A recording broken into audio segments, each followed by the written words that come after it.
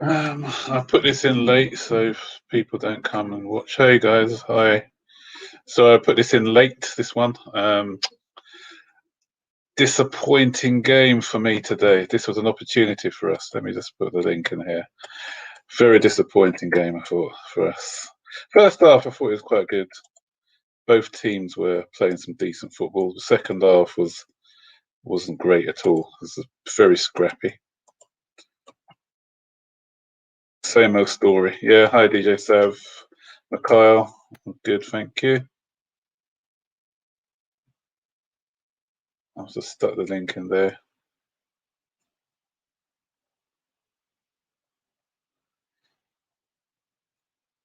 Hey Bobby, how you doing, mate?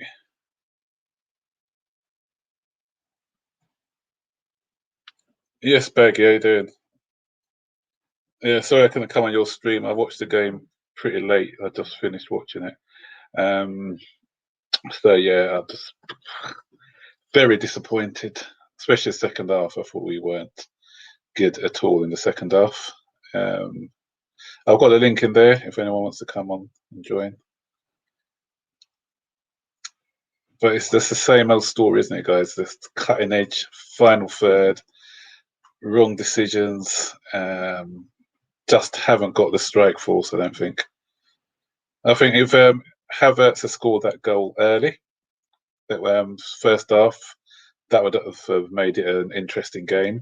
But apart from that, yeah, we just were lacking in that cutting edge as per usual. Defensively sound, although they did have a few chances, leads. I think this is the most shots that an opposition side have had against us. Can you hear me, lads? Let me know if you can hear me.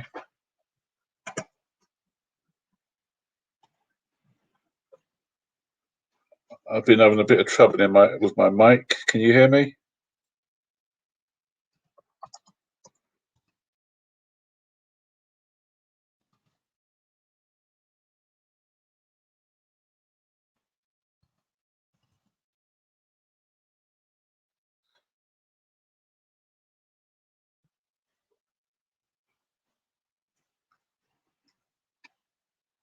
Thanks. Yeah, the sort of.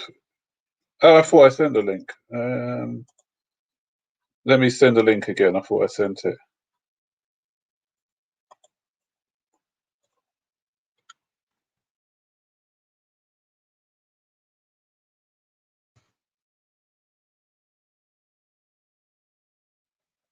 All right. Yep, that's the link there.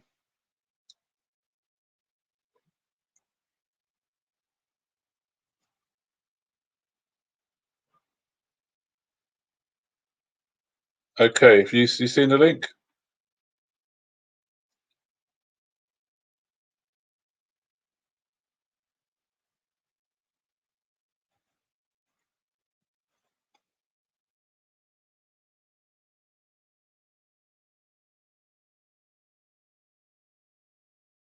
Yeah, I hope that link's working.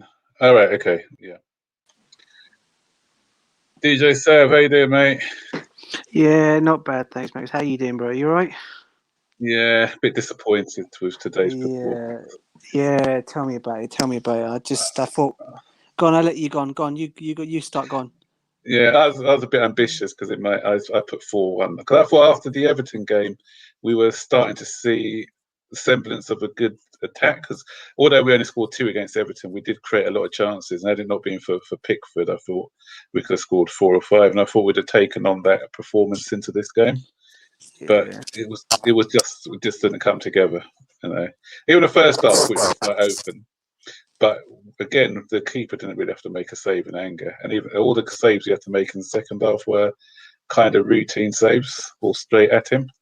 So I'm just not sure what's going on the training ground with the shooting because it's not a Tuchel problem. This has been going on since for Frank Lampard had the same issue as well, where this team has just not been clinical enough, and it's just costing us in some games. The draws, like against Wolves, I thought we should have won the game against Wolves. Yeah. Poor finishes. And who was the other team we drew 0-0 with? Well, who's the other No, one? It was Southampton, wasn't it? Southampton. 1-1, 1-1. Yeah, Yeah.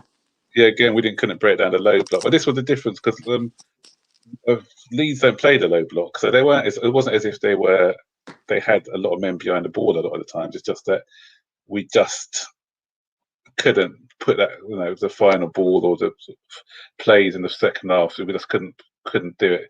Even what's his name? Ben Chilwell. He was annoying me with his crossing as well and decision making today. Yeah. I don't know. I'm like you. I'm a bit depressed. I went into this game like confident that we were going to actually win today. I guess we didn't lose, which is the only good thing. Is we're still amongst the top four. But it'd been nice to have had, especially when you're playing first compared to everybody else. You want to take that. You want to take that advantage, don't you? Exactly. Put the pressure on, yeah. But as usual, it's a Chelsea thing, though, isn't it? Every time we have the advantage to start first the game over everybody else, we just blow it.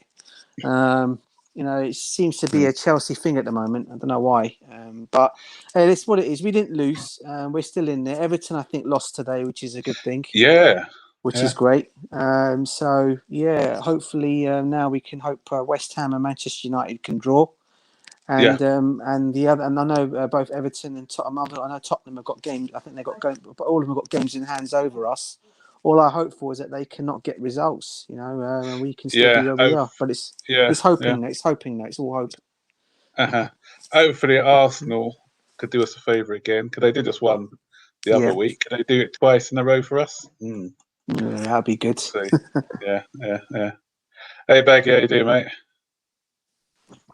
Yeah, mate. I'm doing good. DJ and Max, I'm disappointed in you guys. You didn't turn up on my stream, man. Sorry, bro. I was out. Watching the game. I didn't watch our game live, so I was watching it whilst your stream was going on. You see, so apologies. It's what I saw your when I turned. I said, I thought you were doing it at the moment actually, but they said it was 2 hours ago. So yeah. Yeah, my apologies as well, Baggy. I mean, after I watched the game, I was helping out my dad with some stuff as well today, so I didn't get a chance to jump on to any of the streams. To be honest with you, even in the morning stream with Green Turf, I had to cut off early because my missus had errands for me for me in the house, so I had to get them all done before the game. Yeah, you got to keep the family. You got to keep the missus. For real. No, I mean, it was a good discussion with Bobby and Mikhail and the new geezers. It was a good discussion. I mean, to be honest, I'm a little bit more how shall I put this, positive now that Everton managed to lose. It's put a good spin on it because I guess it's better that we got that 1 point. It was a tough game. It was tougher than it should have been. I mean, Leeds could have been we could have beaten them today. We made it hard for ourselves. Good performance by Mendy, good performance by Rudiger. But would have rather have had a good performance by Havertz, Ziyech, and maybe Pulisic. But I guess it is what it is. It is what it is, and we move on. And Kante, you forgot Kante. I thought it was immense in the middle of the park. Kante was good. Yeah.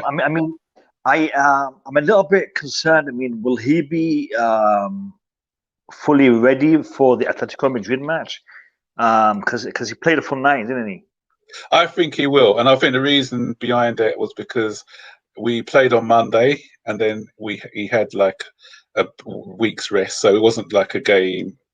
A midweek game. So I think what he's thinking was to play him against like Leeds. I said he had to play against Leeds anyway because of his energy, because Leeds are a very energetic side, and he will definitely play on Wednesday because of the injury, the suspensions that we have. But then I don't think we'll see him in the game after that. I think they'll rest him for the Palace. Have we got Palace or who we got next week? We've got Palace, Brighton, and Thing coming up now. What's some? When is international break? I think that's after we got the Champions League, and then we've got Sheffield United next. Yeah, that's it. Oh, the FA Cup game. Yeah, so he won't play in the FA Cup game. Yeah, he won't play in the FA Cup game. I think they'll rest him. They'll probably play the likes of Gilmore, I think, in that game as well. So he's got a rest. Then they got the international break. I think so. Yeah, so I think that's what his thinking was with Kante. Yeah. Yeah, I mean, sorry, go on. I agree with what you said about Chile. Chilwell wasn't he wasn't performing for me. I was actually surprised. I thought Emerson might be given a game because of the way he was talking about Emerson and Pulisic. I thought that Emerson would be given a game because he hasn't started for Tuchel yet. No. And I thought this might be the kind of game that Emerson could perform in. Because Chilwell wasn't doing much for me. Alonso would have been struggling because of the pace of the game and the turf that we're playing on. And I personally thought Emerson might have had a shot to play today. I guess it wasn't. Yeah. Interesting. Bobby. Hi, gentlemen. Good evening. I had a good time with Baggy. I'm a big fan of Baggy, just like you, Max. He's a very open guy, very down-to-earth guy, and they're the people, you're the people I like to join your streams. Because there's a few arrogant ones out there, and I really can't give them the time of day. But apart from that, we got. I mean, today a lot has been said about today. Our shooting drills. In training, goodness knows what's going on there. But we do lack that variety of players that can actually put the ball in the net or take a shot at goal. But one thing I did miss saying on Baggy's video is there's something really interesting that we tend to overlook in the English game, and that is there is a dark art that we're very good at. Did anyone notice how all of a sudden the pitch on Ellen Road was almost bordering the potato field type of pitch that you and I were brought up with, Max, in the 70s and 80s? All these little subtle things that teams do to try and give themselves some sort of advantage with or without fans. Bobby, if I can cut you up for a second, mate. I went to school just down the road from Ellen Road. I went to a school called Matthew Murray High School, and that is literally a 10-minute walk away from Ellen Road.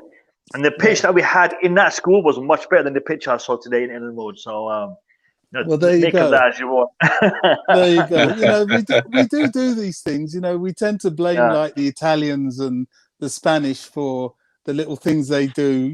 We may not go falling over all over the place, although. Yeah. Believe me, in the 70s, I can remember watching people like Francis Lee and Colin Bell take a few dives here and there. But that aside, I think, that pitch was done on purpose as far as I'm concerned. And I don't think it helped. But having said that, for the team Chelsea is, that should be a doddle. That shouldn't be a reason for us not being able to put a ball in the net. I think, Pulisic, he needs to do better. Ziyech definitely needs to do better. And, the transfer market can't come soon enough because we've got to get a few stronger players physically and mentally. People mentioned on Baggy's platform about the days of Ballack, Essien, Lampard. I mean, goodness me, that team we had then was full of very strong-minded people. And yes, we have a younger team, but it doesn't matter your age. If you have you either have the mentality or not. And some of our players are pretty weak-minded and need to be tougher mentally and physically. Yeah, some good points there, because I do remember, can't remember what book I was reading, when you talk about the pitches. Sometimes some people would grow the grass a bit longer on one side of the pitch. I think it was Wimbledon used to do that back in the day. They used to, because they wanted to, with their long ball play, they wanted the ball to hold up a bit in the grass. So they used to grow some of the corners a bit longer and target passing the ball into that particular corner. And then so it will slow down a bit and then the winger can run onto it. So they do a lot of that. And mentality-wise, you're right, because with us at watching that game, after 70 minutes, I said 0-0. It's going to 0-0 game, because we try to force the play and everything else. I can't, when last have we scored a late winner? I can't remember when we scored a late winner for ages. So if we haven't scored within the first 45, 50, 60 minutes or so, then we just can't find an answer. And back in the day, we always knew that in the 88th minute, 89th minute, either John Terry's going to come up with a header, Lampard's going to come up with a long range shot, or something's going to happen where we score really late. Tyrone. Sorry, just to this time before Tyrone. There's two players from back in the day. I know Bobby and Max. You remember these two lads? Do you remember Gus Poyet and Dennis Wise? Yeah, I remember them. Absolutely. Yeah, you remember them, yeah? Those two, the passion, the energy, the fight that they had. I mean, seriously, Dennis Wise, top class, and Gus Poyet. I mean, Gus Poyet is Uruguayan, and he was playing for the badge like he's been a Chelsea lad since he was a kid, and that's what we need. We were talking about this on my stream about playing for the club and playing for the badge, and that isn't happening these days. I mean, for me, I don't want to just look at the academy lads and expect them to be playing for the badge. I want to look at the likes of Werner, the likes of Ziyech, the likes of Havertz, Thiago Silva. I mean, Thiago Silva is a prime example. All you got to do is look at his family, his kids, his wife. For them, Chelsea, is a passion, and that's what I want to see more of in regards to these players that are coming in. I want to see them playing for Chelsea, not just playing for the paycheck and the contract and the whatnot. You're so right. Gus Poyet was a little bit injury prone, but every time he was on the pitch, he was guaranteed a goal. And the thing about players like him is that to this day, Chelsea's in their blood. You watch how they watch Chelsea games, and you can see the passion. You can see them feeling hurt when we're not doing well. And there was just that little extra from those sort of players. And you're right. I don't know. Where can we get them? I think we will. I think eventually people like Werner will be like that. Havertz, he looks cool. He looks a bit too cool on the outside. But I think with time, he will be like that. Definitely Werner. I don't know about Ziyech yet. He's another cool one. Got too many cool players out there. We need some hotheads. Talking about the old Poyet and Gianfranco Zola link up back in the day. Oh my god, remember that? Yeah, that goal. Who was it? Sheffield United. Sheffield United or Sunderland, one of the two. Sunderland. It was Sunderland. It was Sunderland, wasn't it? What a goal that was! I can still remember it. Oh man. Hey, lads, don't forget Di Matteo and the passion that he had. Di Matteo as well. Oh yeah. Gianluca Vialli. Gianluca Who remembers Vialli, that game against? It was an Italian team in the semi-final, the Cup Winners' Cup. Was it Vicentia? We were 1-0. Yeah, we were 1-0 down at their ground, and then they scored, so we had to score 3. And then Gus Poyet led the fight back in that game.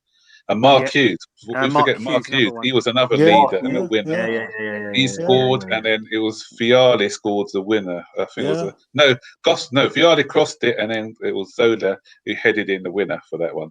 So even now, Luca's such a Chelsea fan. I met him at the bridge, and he was still coming to games when he wasn't very well. Luca was really ill at one point, and he was still coming.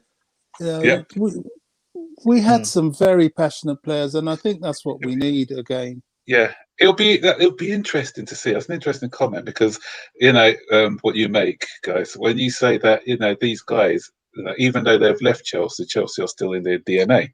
So it'll be interesting to see the current crop. In 15 years' time, 20 years' time, when they've hung up their boots, whether they're still going to be coming to the games, or have they got that sort of Chelsea blood in them, or is it just a pay packet, move on to the next team, and have no? I think Mason Mount definitely. No, I'm talking about the ones we've bought. Obviously, people like Mason Mount. I want to remind you guys of a player. I follow him on Twitter, Crespo. Hernan Crespo. Yeah. Oh my God. He was only at Chelsea for I think a season and a half, 2 seasons, was it? And till this day, he's always posting, retweeting about Chelsea. It's like Chelsea for me as a fan. And I think for a lot of the players that played for Chelsea in the last couple of decades, that was Chelsea at its prime. We talk about prime this, prime that. Prime Chelsea was last decade, man, and I want to see that happen again. I want to see Chelsea. I want to see Chelsea do that again. And I think we need. Yeah, go on. So I was just going to say we went through a very special time. Makaleli. These guys. Ballack every time. They were all winners. All winners, all Chelsea forever. I even know. Look at Jose. Forget all this stuff he does. Deep down in that man's heart, he will never forget Stamford Bridge. I know because he's an arrogant swine. He likes to come and win, and it's all about him. But he's still blue. You can see it. You can see it. I'll never forget when he went to Inter Milan and he came to watch a Chelsea game. And I think it was a cup game and they were losing against Man United. He was nearly jumping off the stands, coming down to start shouting at the players. You could see it in him. There's something about that club, something about this club, our club, that's very special. We went through that period, even before that time. Guys, even before that time, all those guys that played for us in the 80s. Kerry Dixon, David Speedy, Pat Nevin, all them kind of players, Still Chelsea. Still Chelsea. Yeah, they are. Yeah, they are. Pat Nevin. Going back to Crespo, the reason he didn't stay, do you know the reason he didn't stay? His wife. It was family. Yeah, because his wife didn't. She stayed in Italy because she couldn't settle in London. So he came back. Remember, he went on loan for a season. Nearly won the Champions League with AC Milan. Unfortunately, that's the Liverpool one when Liverpool came back from 3-0. But then he came back to us for a season. Won us the league, didn't he? Or was it? No. He went away the season. He went away the season we won the first league. He came back the second season when we done the back-to-back. Yeah. And he said he'll give us another season. And he played really well that season. He had a great link up with Drogba. Anyone see my Drogba video the other day? Yeah, it was good. I did. Very good video. The pictures you took with him was great. Yeah. But did you see the bit of West Ham game that I showed when Crespo scored and I was in the corner cheering? That was a fantastic game. Because even that game, we were 1-0 down. We had a man sent off, but we just battered them. It was like they had the man sent off. We absolutely battered them in that game. Beat them 4-1. Lots of passion in there. Drogba led it, and then with like Crespo and SCN driving us on. So that didn't let us affect us. I can't see that happening with the current team that we've got. If we go 1-0 down and a man down, it's game over. And that's what we're lacking, that passion and that fight. Well, having said all that, lads, Thibaut Courtois, I don't know where he's going to be in the next couple of years, but I can't see him really back in our corner. No. But he's the odd one. Even did you see that story about Hazard today? Someone wrote something about his heart still in Chelsea. That's why he's not performing well for Madrid. Yeah, yes, I did see something about that. Yeah. Would you guys have him back? I'll have him back, definitely. I'll take him back. Yeah, I'll have him back. He'll give us that bit of magic we're missing. Because like a game like this, he'll just do something special. And I always remember that West Ham game. Remember that West Ham game when we were struggling, and he just did that run where he beat 4 players and knocked it into the corner. In the box, and that's what we need. Just that bit of magic. I remember a game against, was it Watford? Or somebody where he just took the game by the scruff of the neck and said, "You know what, I'm gonna do something magic." And I'm searching for somebody from the current crop who can do that. Just do that little bit of magic when we're lacking it, when we need it. You know what? This is the reason we should bring back Ruben Loftus-Cheek, because he's capable of a bit of magic when he's on form. He is that player. Bobby, we have players who are capable of a bit of magic. But we haven't got players that can finish it. They can do all these, all this magic in the middle of the park and then get to the edge of the box, and then they shoot it in row Z or, straight to the goalkeeper's hands. And that's the problem that we have right now. We haven't got anyone who can finish a chance. I mean, I remember Hazard, Drogba, Costa, when Anelka. I mean, we have so many players. When they're there, in front of the goalkeeper, and they're going to shoot, it's a goal before they even take the shot. Right now, it's like we're waiting. Is he gonna mess it up? Is he gonna mess it up? Is he gonna mess it up? Yeah. Oh shit, he messes it up. And that's what we're seeing. We're seeing chance after chance after chance getting messed up with these lads, and that is driving me crazy, man. Yeah. I want Tyrone to come in now because after Tyrone comes in, I want to ask you guys a question. So let Tyrone say his bit. Hello everyone. Hey, bro. Hi, Yeah, I was just sitting here just enjoying the little conversations you guys were having, especially basically the youngest person here, so I know a bit of the history, but like hearing your thoughts and everything is just very fascinating to hear. But it's kind of crazy what I saw today, man. I wasn't expecting that. I really wasn't. I was expecting at least a goal at best, but man, I don't know. I don't know what's happening. And like what I've heard everybody say is that's exactly how I feel, because you know you and just like what Baggy said a while ago, you have those right now. If I see a player taking a shot, I'm just wondering, okay, are they going? Is it going to go wide? Is it going to go in? And that's not something good. And I'm kind of happy that I became a Chelsea fan before before Drogba or players like that left, because I can actually I can compare the current squad with the squad that I know from then, and and I said it before. What Chelsea did wrong as well is that they got rid of the leaders, they got rid of the players who have that drive and that killer instinct, and they never replaced them. And at times you can kind of understand why you can't really replace them. But and I'm just hoping that we can find at least a player in at least each area that can at least step up when the team needs them. Because right now, as you guys said, I don't see any of those players, who will take the game and just show that they're the star and they just take over the game. The only place and the position I can see that is in the goalkeeping position, and that's Mendy, who he'll show that he's a quality goalkeeper and he's worth the money that they spend on him.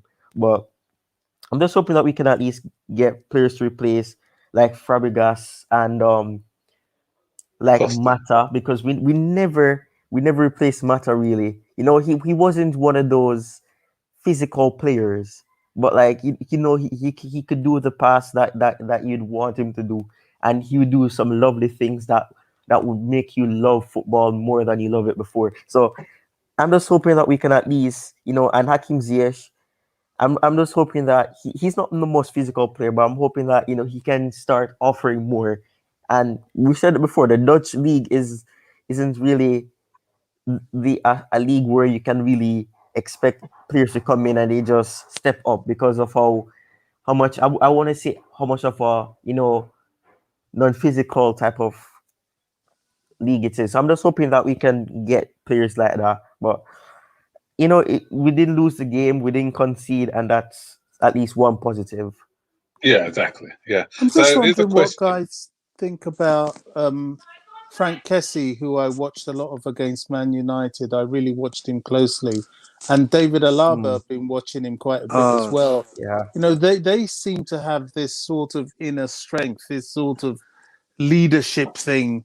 I don't know about the finishing, although Kessie did score and he was cheated out of that goal. Unfortunate. I'm concerned. Unfortunate. That was the great goal, though. But Kessie gives me that's what Essien we vibes. need. Yeah. Yeah. He gives me Essien vibes, Kessie, and Yeah. he's kind of their leader, because if you look, they've got Tonoli was out, and it's one of their other midfielders, so he's kind of the mainstay in that midfield this season, and he held his own against that Manchester United midfield the other day, and he was kind of everything was coming through him, and he's got the physique, isn't he, as well? Yeah, and there is interest in him as well, because I think Yeah. what I've heard lately, last couple of days, is they're saying that Tomori's actually very happy in Milan, as much as I'd love to see Tomori come back to Chelsea, they're saying that there's a possibility that there could be money and Kessie could be involved in the deal as well. So I don't know how much of that is true, but I would love. Tuchel's a big fan. I wouldn't mind Kessie at the football club. I think he's a brilliant player. I really think he is. Honestly. Yeah. It's just crazy though, because what I've realized, is the African players. Those are the players who are really impressing these days. I mean, Sadio Mane, he's not up to the standards that he was maybe two years ago. But and I don't remember who said it, but I heard someone say that he gives them that Essien vibes. But that's true, because that's what I'm realizing. You have those.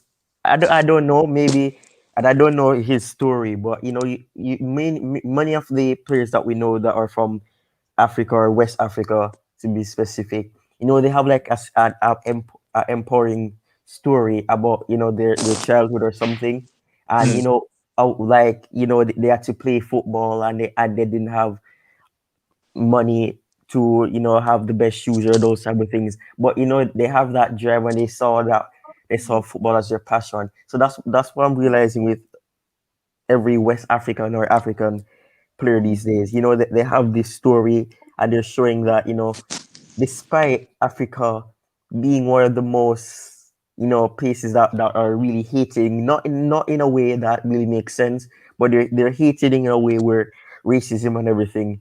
But it's just crazy, and it's really fascinating how you have so many African players, even though they don't do good in the World Cup or the qualifiers and everything. They have quality players there.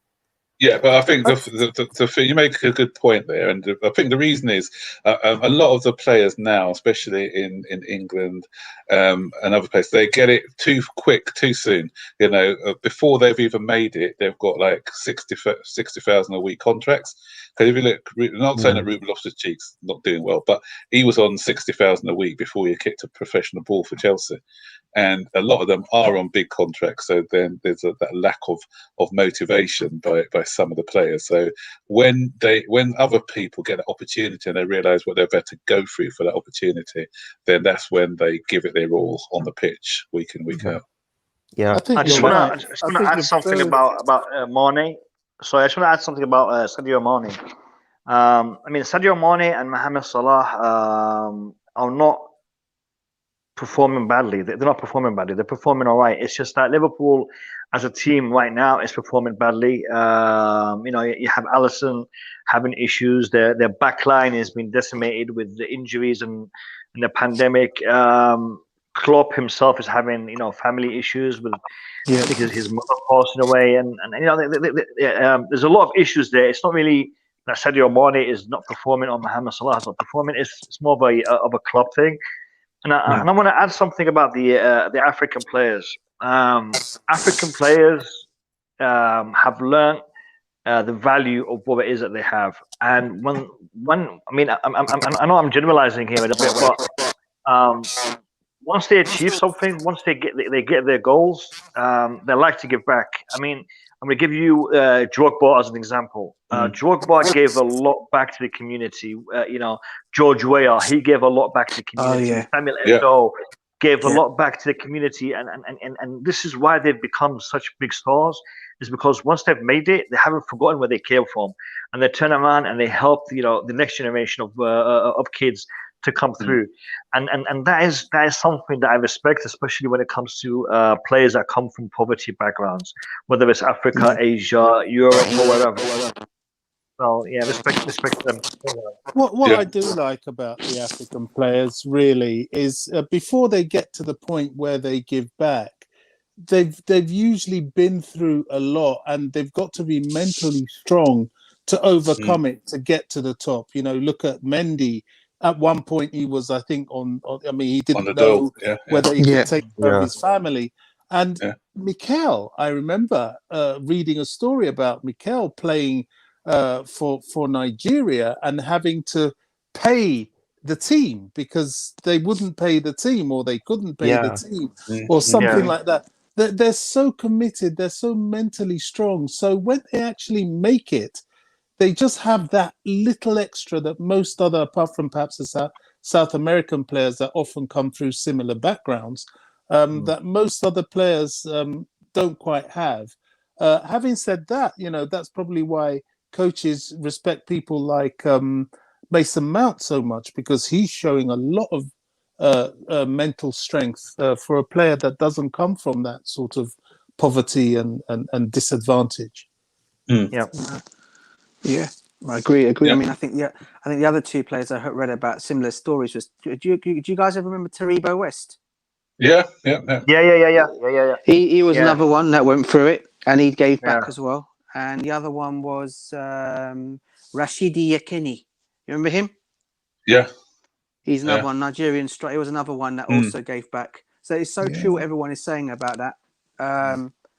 I just think that in terms of what Bobby's just said about Mason Mount, he's in a similar situation. He's slightly different though, isn't it, Bobby, compared to those players, isn't it? Would you say, from giving something back? His is just sheer determination. Yeah. It's mentality. It's mentality. I wouldn't say determination. It's mentality. Have you seen the video with his dad? You all know the story with his dad, don't you? I'm not sure. Do you know, guys? No. Yeah, because no, I didn't two see it. situations. Yeah, because it was a situation where his dad was encouraging him to leave Chelsea. Back, when we weren't given, where we weren't giving opportunities to youngsters back then. And he goes, "Look, no one's made it since John Terry." He just turned around to his dad and said, "You know what? I'll be the next. I'm going to be the next one after John Terry to make it at Chelsea." Yeah, and there was another one where when he was in Vitesse and he wasn't playing, and his dad was saying, "Go to another loan club." And again, he turned around to his dad and he said, "You know what? I'm going to prove everyone that I was worthy of a place at Vitesse," and he ended up winning their Player of the Season. And that's what I like to see. That's why I knew he was always going to succeed, because he's got that determination to succeed. And when you've got that determination and ability, then you're going to go far in the game. Just like Lampard had as a player, despite his dad and his uncle, Lampard would always stay back after training and practice, and he really went through it. He went through the ringer to make it. I remember them calling him the fat boy at West Ham, and they really took. Call him that now, though. Call him that now too. You know what, lads? I reckon Mount is going to be the next big Chelsea player, and one that we will be talking about in a few years as one of the legends. He's going to be like a John Terry, I think. What do you think? He's only 22 at the moment. I know Tyrone. I know what Tyrone's thinking. Clip this, Tyrone. Clip this. And show it to me in 20 years from now. Johnny Blue, yeah. That's I kept dozing off whenever Bobby was talking a while ago, and especially when he mentioned Mo, because the voice and everything, man, the voice and everything. But no, I do. I have to say that I agree with Baggy. I think Mason Mount is going to be Tyrone. Honestly, I think he's actually going to be something special at Chelsea. I just think I think he will be eventually down the line. I'd probably say maybe 2-3 years down the line, maybe 23, 20. What was he? 22 now, isn't it? It's 24, 25. 25, he probably could be captain for Chelsea at some point, but going back to the debates that I hear every day about him, I can understand starting every game. Not starting every game is true. He should sometimes get a rest. And others should play ahead. I get that as well. But I have to say, he is one player when he is playing on the field. He is the kind of like player that tries to make things happen.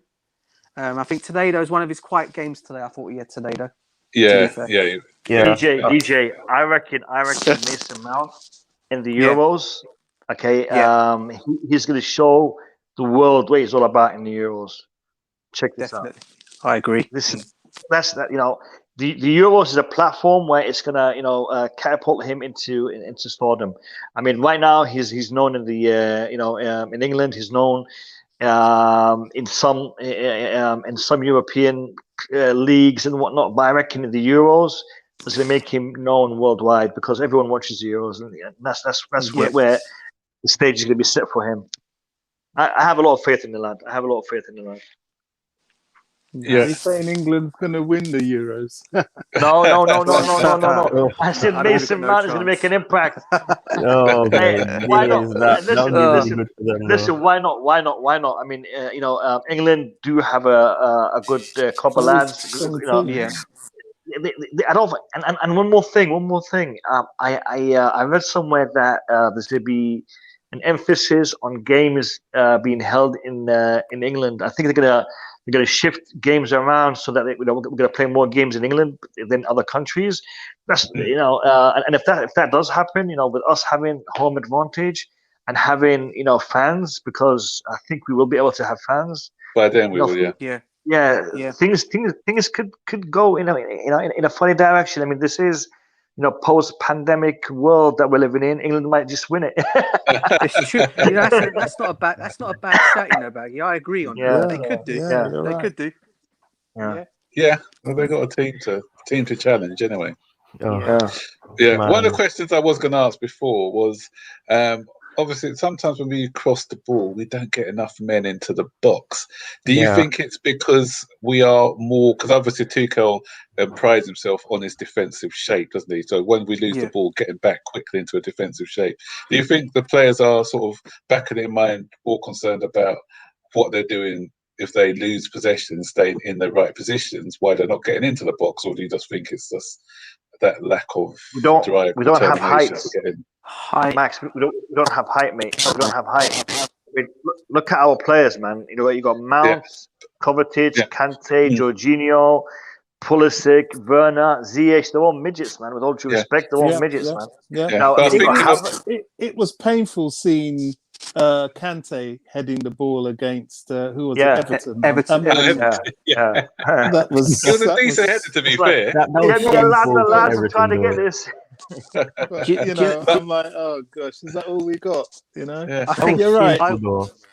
I also think some of it. I was watching today, for example, right? I mean, some of it is down to pure laziness as well. I mean, I saw today, right? There was a pass, I think, in the box today. I think it was Adoy.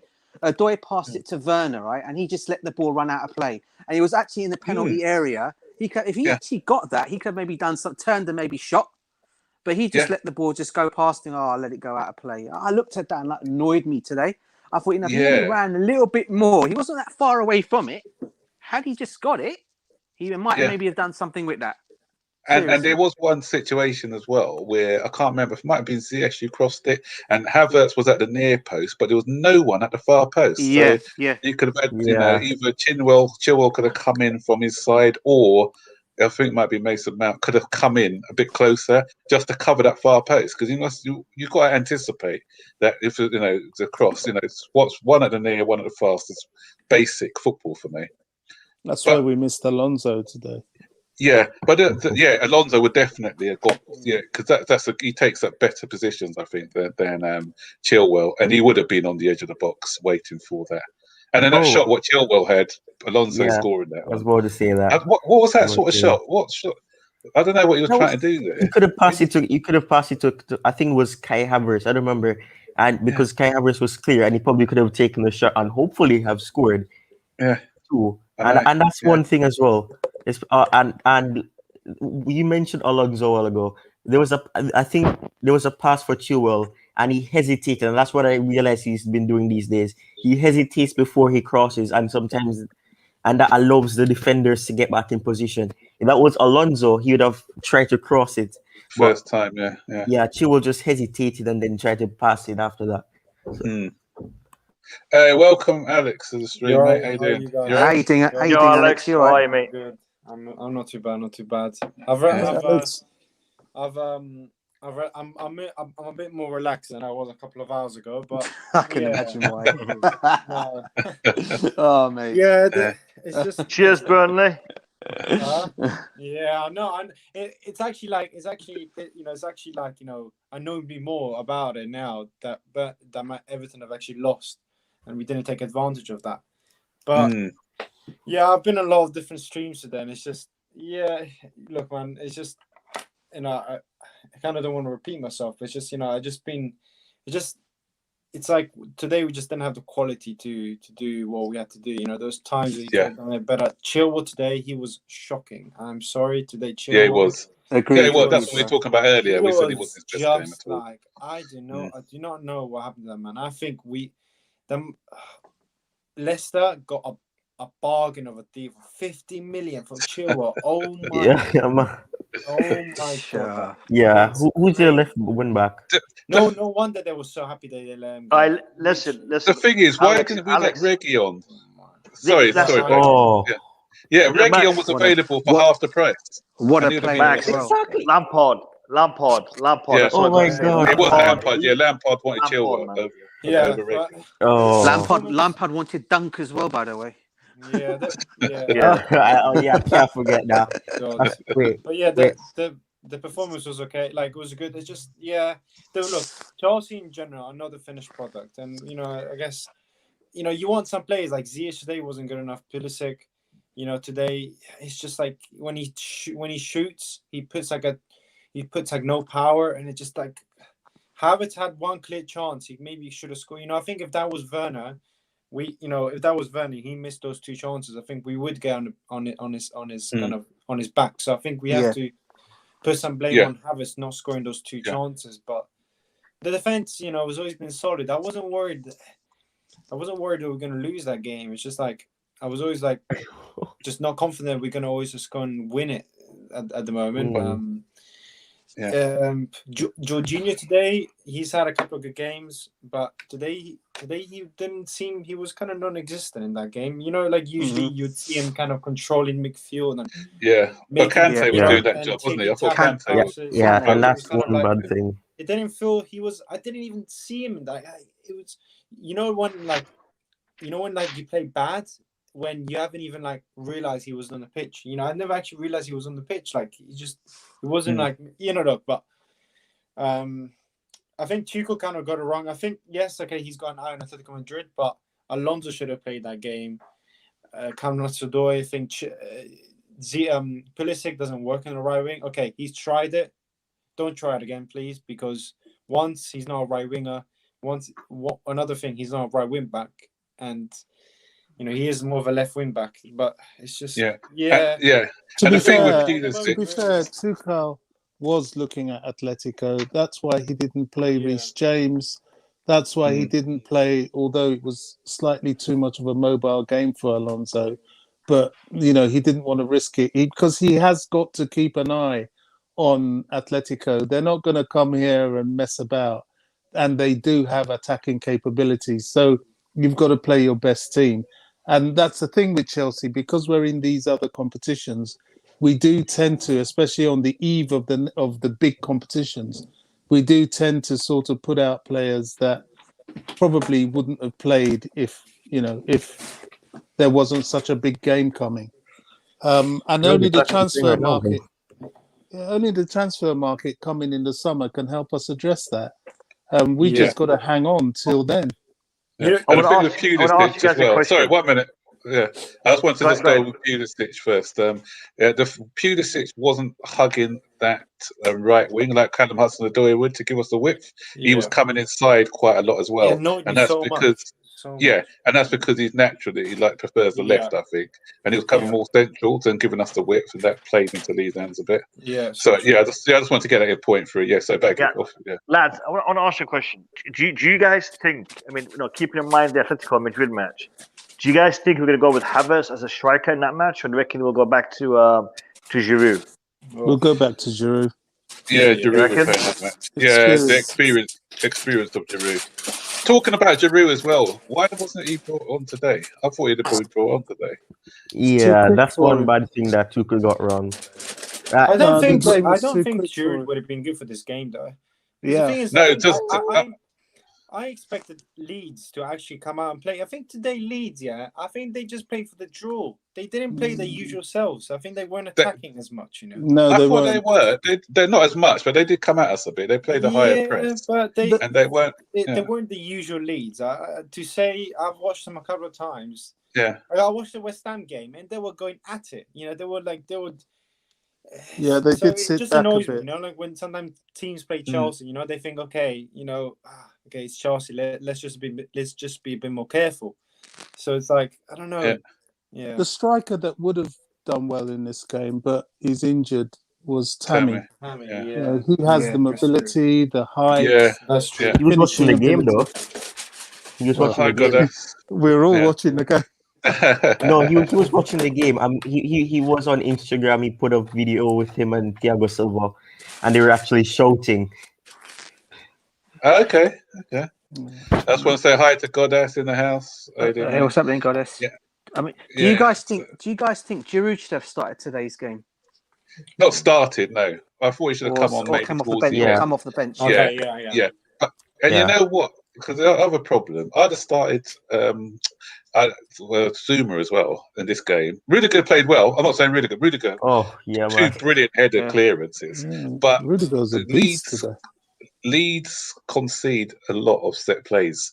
Mm. When Yeah. have you noticed since Silva and Zuma have been out of we our haven't team, scored any goal early. our set plays have dried up. I'd love to see, as good as Rudiger was defensively and Christensen, I'd love to see them practicing more attacking the balls in at corners, at set plays. Because every time we have a corner now, before I was confident when there's the other two I mentioned were on the pitch, but whenever we have a corner now, I just feel we're not going to score from them. Yeah. Because we haven't, I think Baggy, you mentioned, was it Baggy or someone who mentioned about the height? We've got no one with height in the side at the moment, apart from Havertz. Yeah, so we're just lacking that. And then so teams know that if they, similar to what Manchester City used to be back in the day, if you don't allow them to get those, if you let them just get the aerial crosses in, we can deal with them all day long. If we stop them from getting ground crosses in, then it's going to be hard for them to score against. To score a goal. So You know, that's we're all talking about having someone that can dribble and score. Do you think, with that in mind, we should be looking at Jadon Sancho in the summer? Yeah, I won't say no to Sancho. If we're gonna play this formation, no. But if we're gonna go back to the 4-3-3, then yeah. No, he can play as a 10, don't you think? Because he's not only just a winger, and he's got end product. He has played a bit. He's got end product as well. We just need that end product. Guys, what do you think? Guys, what do you think is Chelsea's best formation? And don't think of the way Tuchel plays. More like, what would be the best formation to suit the style of plays that we have in our team for you guys? 4-2-3-1. Yeah, I was going to say the same. 4-2-3-1. Yeah, I agree. The same. Yeah, I'll go 4-2-3-1. Yeah, he always has, and he accommodates. So you have a natural 10 in Havertz, maybe. You got two wide men and you got two holdings. Yeah. Didn't we sort of play that today though? That's how we play in game. That's how we play in game. Yeah. But we've got a defender playing as a we had a freeze. So did we go back to a 4 at the back? I know that Rudiger tried to bring the ball out a few times, but that's what I like to see. We were playing in a way like I saw. I was watching on the BT and they showed a half time, like where the players were most on the pitch, and Pulisic actually was the highest player, in an attacking position. He was the right wing back. So I think we were playing like where Spilicueta was playing kind of the right back, and then it was kind of moving. It was kind of changing throughout the game. The different players had two different had like 2-3 different positions throughout the game. It's kind of changing formations every now and then. Yeah. That's how. Ian mentioned about Diego Costa, but I disagree with that. What's that? I disagree with what the first thing that he said. That's true. We do need a player like Diego Costa. Yeah, it means I think similar sort of characteristics. Somebody's we can't have another Diego Costa because he's one of the rare kind, just like Drogba. But Haaland would have. Haaland's got that. Yeah, we won't get that Diego Costa. Diego Costa he was more commanding. I think Fabregas came out and said it too. Like that. I don't remember. I think it was Antonio Conte, and he said that get Fabregas on the field or something like that. Someone who just has that initiative to just go to the manager, have that courage to say bring on this player so we can have something different. But we do fine, maybe not a dribbler, but someone that has that intelligent mind who will just like with Man United and Bruno Fernandes, he's that type of player who isn't really present in the game as much recently.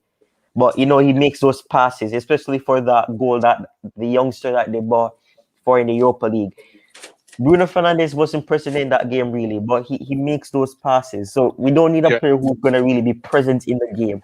We just need someone that sees a bit of space, and that is exactly what describes Fabregas. He sees a space, and he takes advantage of it, and that's what we need. So maybe not a dribbler, but like at least someone that can do that deadly pass. I definitely agree with you there, definitely, because And a Diego Costa. yeah, we have quite a lot of dribblers in there, but what happens when they dribble past 2 or 3 is that killer ball that we're lacking. Yeah. And I keep harping on about the guy that Jose Mourinho let go. Had he been in this team now, we'd be scoring goals for fun. And that's Kevin De Bruyne. You know, he sees a pass before anybody else. He puts it on a sixpence for them. And he would just be pinpointing passes left, right, and centre to the attacking players. You know. Well, I tell you what, Ziyech is going to have a quick turnaround to redeem himself because he's going to play on Wednesday. I hope so. Yeah, I'll judge Ziyech next season he's going when to he have gets those paces. I'll judge him next season. I always like to give a time to them. Do you guys think Ziyech is a moments player? Do you think he's a moments player? Like, Possibly. Possibly, yeah. Yeah, you know what? He did a couple of decent things today, but he wasn't consistent enough in what he was doing. You know, one cross he played in. Who was it who didn't get on the end of it? Was it Havertz? He played this delightful cross, and I think it was a couple of other. Was it Pulisic? Yeah, and he had a couple of decent passes. But I want to see him getting involved in the game a bit more, not just dipping in and out of the game. I think this formation doesn't suit him, though. I think it doesn't suit him playing in this kind of like number 10 role. You know, it's not suiting him. I think. He needs to drop further into midfield, doesn't he? Yeah, when he was dovetailing with left, but when he was dovetailing with Reece James earlier on in the season, I think it was against Leeds actually when we beat them 3-1. Yeah, and that he made that little small pass. That was brilliant because we had Reece James bombing on the overlap, and he was sort of coming a bit more infield on to the right, getting in the crosses and things. Or if Reece James was coming infield, then he was going wide. So. Yeah, he's better in a different formation. I agree with you there. And that's why I felt a bit optimistic about Ziyech, and I was like, okay, maybe he can probably be that player because you know that pass that he made, it was the same game that he got injured in, I think, and before he got injured, he made that little small pass to Reece James, and then it led to the first goal.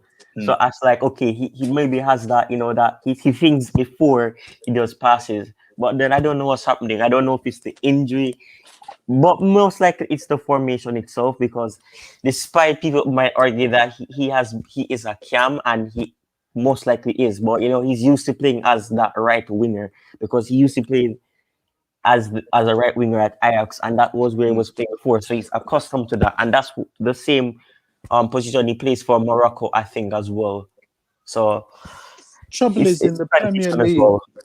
Premier League, you can't be that predictable. If you put him out where everybody expects him to play, they'll just mark him out. He's got to be a bit more flexible. We can't say a player of his quality in a team of this quality should just go and be stuck out in the right wing. I think defenders are more cuter in the Premier League than they are in the Dutch league as well, because a lot of times what they're doing, they're showing him on his weaker foot, and he's reluctant to use his weaker foot a lot of the time, and that's why he kind of gets snuffed out. Alex, were you going to say something, mate? No, do you guys think that we should be trying to get away from signing big name players and actually sign players that actually are just good for the team and actually like good to develop a team? Because sometimes it's good to have big name players, but sometimes it doesn't always work. And maybe this summer we could learn from something, not to always sign big name players. Because look, I don't think we've got a big name player. Lampard only signed Ziyech because of what he did against us in the Champions League. I don't think if we didn't play Ajax, I don't think he would have come to Chelsea. I'm like, Yeah. I don't know. It's just like, that's I mean, debatable. I don't know. You know, like it's just Alex, like. quick question for you, bro. Do you think Lampard? Do you think we made the wrong signings this summer? Some of the players we brought in. No, but it's just more like me questioning, like if it's like, if we I'm only questioning. Should we be signing players like who just have a big name, or should we sign players that actually would fit? I understand what Alex is saying. Yeah, no, that's what I get what he's saying. What I'm saying is, let's say Tuchel this summer doesn't want Haaland. Don't give him Haaland. Give him what he needs to make it better. I agree. Oh my gosh, that's exactly what I said. That's what I said. You know, I said don't get the players that we want. Get players that are needed, not want. Yeah. Needed, because that's what's important. And I want to answer what DJ Sam said, even though it was a question for Alex. The signings that we made, I wouldn't say they were necessarily wrong. I thought we should have never bought so much of them this soon. In one season. This season. Yeah. But I mean, and maybe because we bought players, but we didn't. Some areas, like we remember we were linked with Partey and everybody, and we didn't even get him. So we bought players, but we didn't get the players that we really needed. Especially with Thomas Partey has injury problems right now, but we can't take it away from him how much of an impact he was at Atletico. So that was a big blow, especially. Even spending the money on maybe Declan Rice rather than another forward player, because we had quite a lot of forward players at the moment, but we were lacking the commanding holding midfield. So it's just. I think my only thing on that one is if you look at the signings we actually made this summer, or summer's just gone, some of them I think were more the club signings than Lampard. And I only say that because if you actually hear the players that Lampard actually wanted, there were actually players like Dunk. He wanted him. I don't think Chelsea wanted him. Chelsea. He wanted Declan Rice. The only one he got for him was Ben Chilwell. He was the only one, and all the others were club signings. Then you hear the players all saying afterwards, "Oh, well, we came to the football club because of Frank." I believe in that, because a lot of them did come to Chelsea because of who Frank Lampard was and what he brought. But I just think some of the signings he wanted were just not Chelsea material in terms of the players I've just mentioned. And I tell you what, had we gone for Dunk here, and I'm looking at all the other defenders we could have got here, I tell you what, that would have just completely. I don't know what I was saying. I'm saying, I'd have thought, whoa, this guy is what Chelsea. He's a Chelsea fan. I get that. I get that. Oh my God! Listen, he's not the guy to come and be our defender. Do you know what I mean? I think we really need to look at the Chelsea model. The Chelsea model it has nothing to do as such with what the manager wants. It is a club model. The club gets the players, usually what Abramovich wants, and then the manager comes in to work with those players. So I don't know. A lot of the players we got this summer were business signings. They were opportunities. We had an opportunity to get players of high quality at a rate that we won't get that same opportunity this summer or the next. For example, someone like Havertz, his market value will almost have doubled. And then you get people like Bayern that probably would snatch him from us. So the club made a long-term investment and looked for the manager that could work with their long-term investment. That's the European model. That's the model of Real Madrid, even Bayern, all these top clubs. That is their model.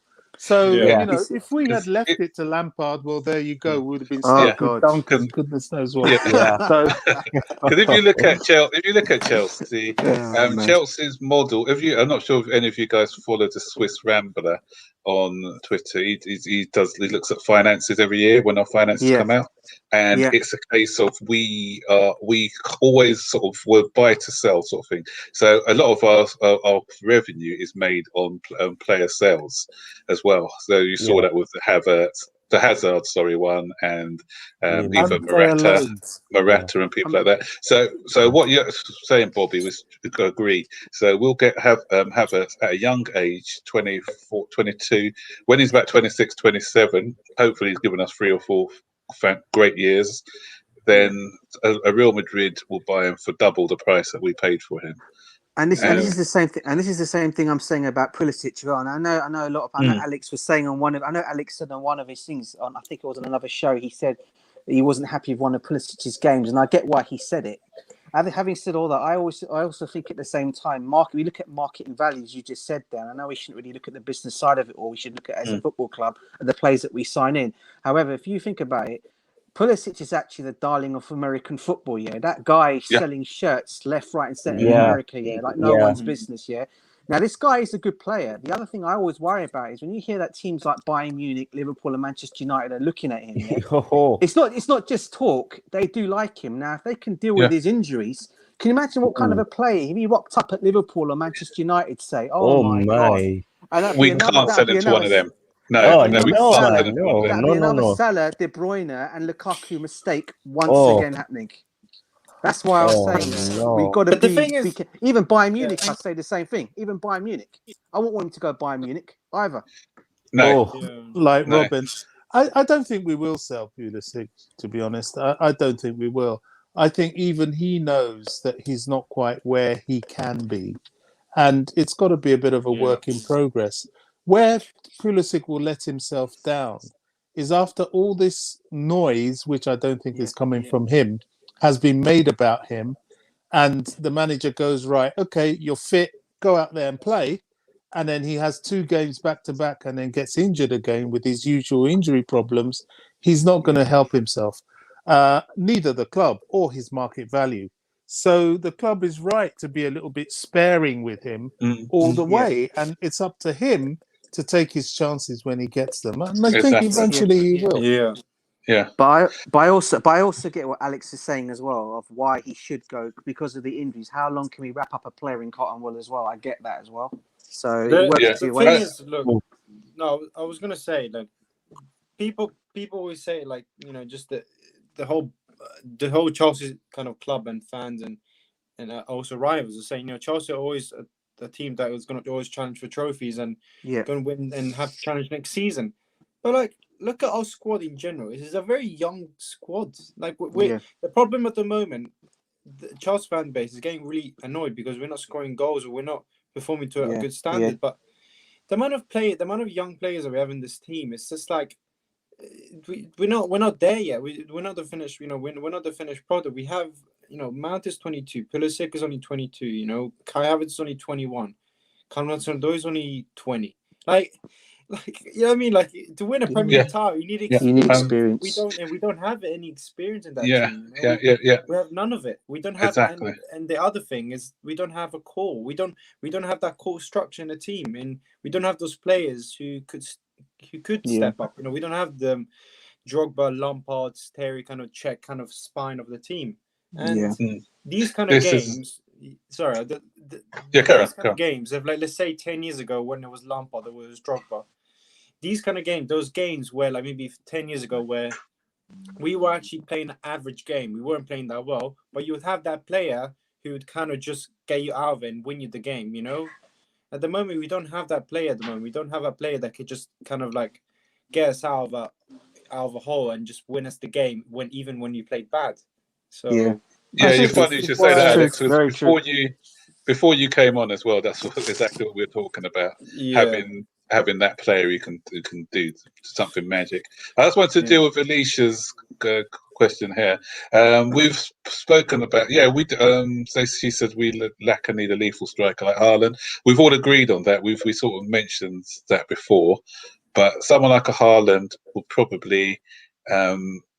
We have to get top 4 before we even think about someone like Haaland. DJ, were you going to say something? Because I can ask a question. No, not at all. I was just listening. No. Right, okay. So what the question I'm going to, and this is on the back of what Alex has just said, actually. So would, obviously, Haaland, who's still relatively young as well, but I think he's got the right character. But if we can't get Haaland, would someone like a Lukaku, would who's I a want bit him. older? He's a bit No. older, a bit more experienced. I want him. No, And- Lukaku doesn't have the flexibility to fit into this Chelsea team. I think Lukaku's ship has sailed, really. The time he would have come to us was when Conte wanted him. And since that time, we need to move on. There's no point he's a getting goal a player. No, I disagree. I think that he'll do well in this team. Yeah, me too. Look, man, we need a guy who needs to score goals. I don't care.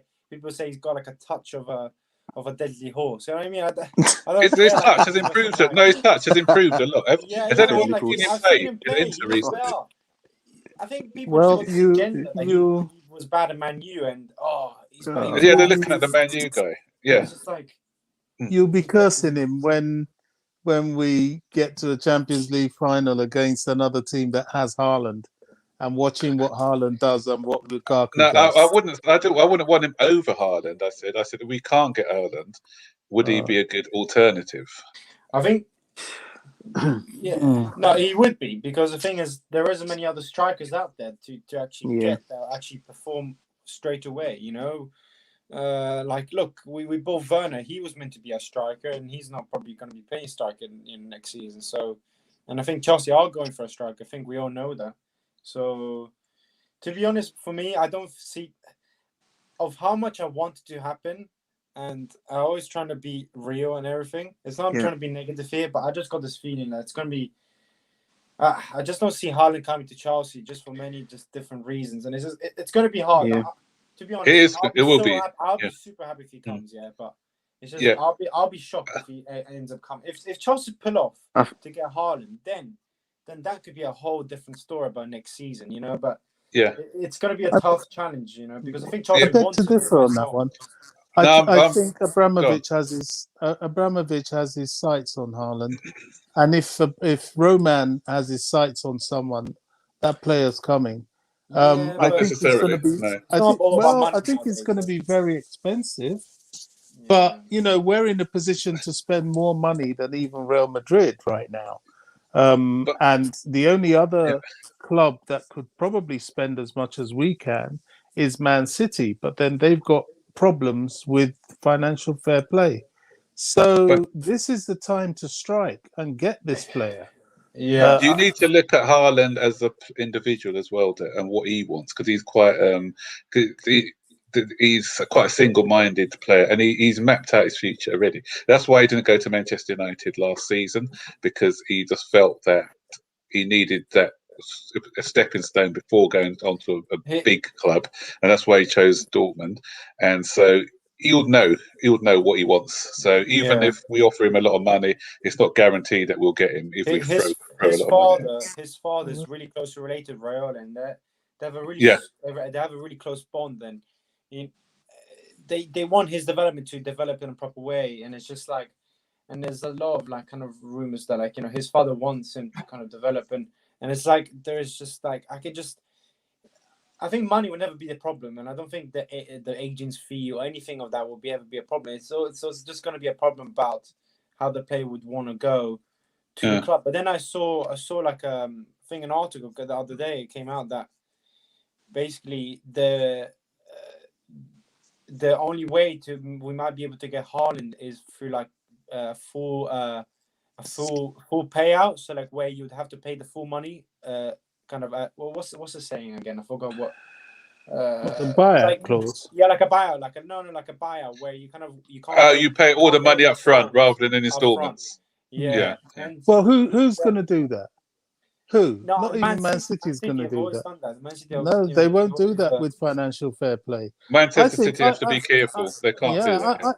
I think a lot of our fan base just do us down. I think we're in a very strong position for Haaland. The only thing that concerns me is not finishing in the top four.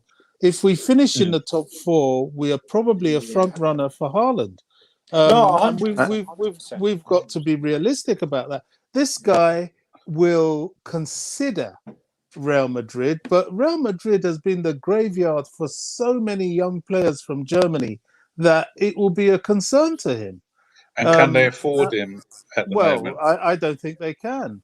They have a lot of financial problems. Yeah. COVID hasn't helped them, and Chelsea's sitting pretty financially, and have a squad that he would thrive in. I don't think we should be, I don't think we should be too concerned. Anything can always happen in football. But if we finish in the top 4, I think we're right up there to get Haaland. Definitely. Yeah, I don't want to get my hopes up. I think that's what it is. I don't want to. Yeah, that's what I'm saying. I don't want. I think I think my only. Yeah, I think my only worry is I think if Aguero does end up at Barcelona, because there's talk that he might be going at the end of the season, then I can see them going all out to get Haaland. That's my only thing, Bobby. I would say on that. Everyone. Well, on the chat, but you know what? The player Man City will go for Kane is going to be Harry Kane. Harry Kane. That's what I think. Kane? Yeah, definitely. Oh, definitely. Yeah, Definitely. Kane's not going to hang around at Tottenham. He's 27. He's not going to hang around at Tottenham and he's not going to come to Chelsea.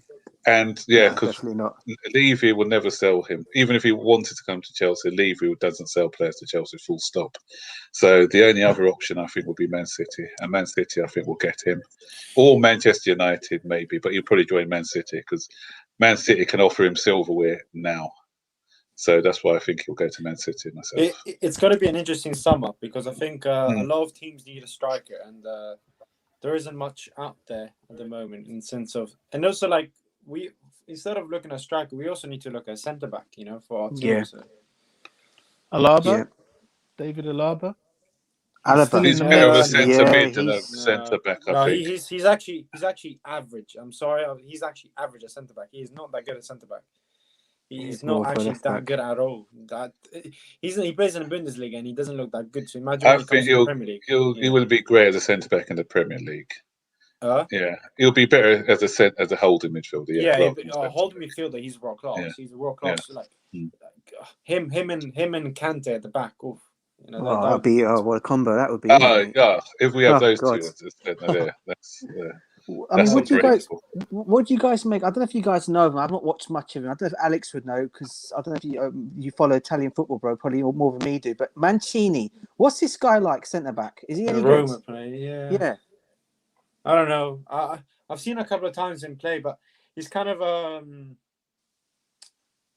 don't know. When you see some football players just come off the streets and he's like a street footballer who plays off the street. Seen. Okay, fair enough. Kind of, I think he's a proper he's hyped up though, isn't he? Like an Italian stallion kind of player, but he's got the passion. You can tell when he plays, he's got a bit of passion, but it's just he's got potential. But at the same time, it's it's just I forgot how old he is now. I think he's mid-age maybe. Okay. But when you see these guys just make that breakthrough season, you want to see a bit more of them. Whether it's just a one-off season, or is he going to be consistent? Because he can be. Because if you look at Van Dijk, although he was good, but then he wasn't. Or he was off the radar of a lot of top clubs until he was 27. So I'm not saying it can't happen because it can do. Yeah, but so some of that Jimenez would be good because he's got.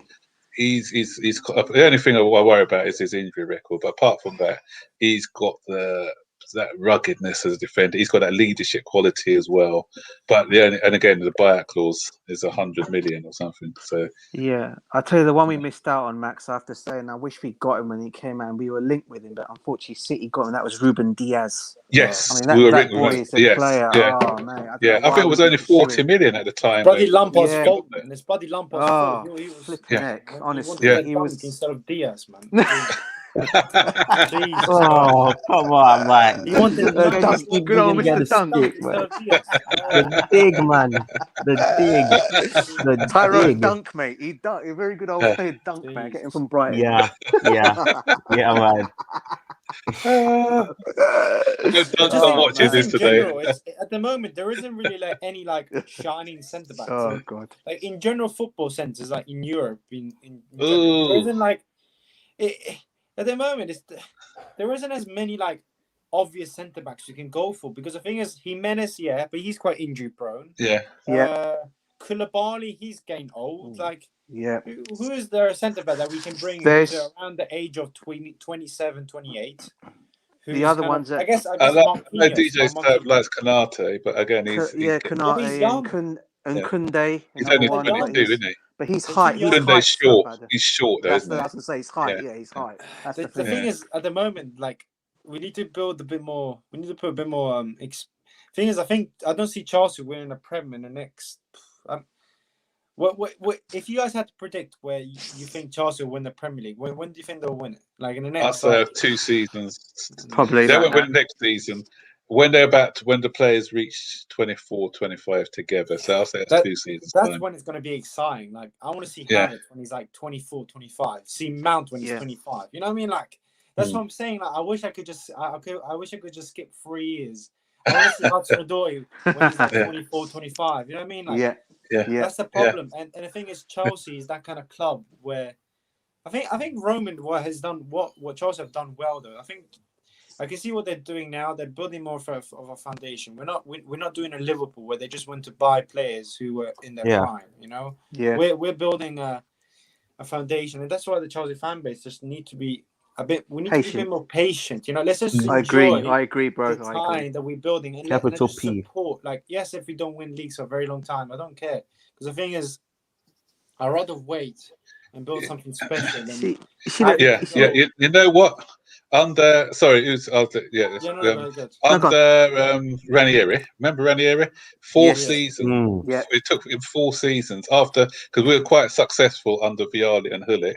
Then we had to go for a rebuild because all the players that we had were aging players. And then he phased out the likes of Leboeuf and Petit, and he brought in people like Terry and Lampard, funny enough. And then you look at them now, it was a longevity thing. It took us 4 years to get back to the top. And then obviously the money of Abramovich then took us further up that. But I even think if Abramovich's money didn't come in, then we may not have been as successful, but I still think we would have been successful because we were getting a young side together and building on that. So, I think... I just wish we had Tuchel maybe like in 3 years' time, not now. Because I think I'd rather have a manager that's kind of, it's hard to say. Like this is not Chelsea's like model. You know, every season we need to challenge to win league titles and win trophies. But at the same time, the team that we have now, they're not winning trophies. There's talent there, but there is no. It's like we're not the level Man City because Man City have got experienced players in that team. Yeah, it's just a bit like we're not that team yet to go and challenge and win things, and it really annoyed me when Chelsea had that good, you know, people said, oh, it was a great transfer window, and it was, you know, we got decent players, and everyone's like, oh, challenge Chelsea winning the league, you know, it's like we're not, you know what I mean, like the team is still in a rebuilding phase, and it's just I don't think so. 2-0 Manchester City now. Yeah, I just saw that one. I need Man City to win as many games, so by the time they play Chelsea, they would have won the league. I think Chelsea are just about 3 players short from challenging. I think we're selling ourselves far too short. You know, players like Werner, Ziyech, even Kai Havertz, and to a certain extent, Mason Mount. I think their judgment should come next season. Yes, Callum Hudson-Odoi is young, but he's learnt fast in the few months that Tuchel has been here. I think we sell ourselves short. This team is good enough. If with the right injection of some experience, I'd like to see Kessie come into that midfield. What a player. You know, I'm very much a fan of Haaland. I don't look or see beyond Haaland, maybe wrongly so. And I think a centre-back, well, people say Alaba is probably not good enough. But the 3 we've got already outside of Silva have improved immensely. So we got a good goalkeeper, although I think we need a good backup. Because believe you me, if Kepa had been in goal today, forget it, they would have tanked us. If Kepa was in goal, that save that he made goes in. Brilliant. So I don't think there should be that much we should be scared of. I really don't. You know, you watch this team and the tactics of Tuchel. Tuchel is playing defensive because he has to.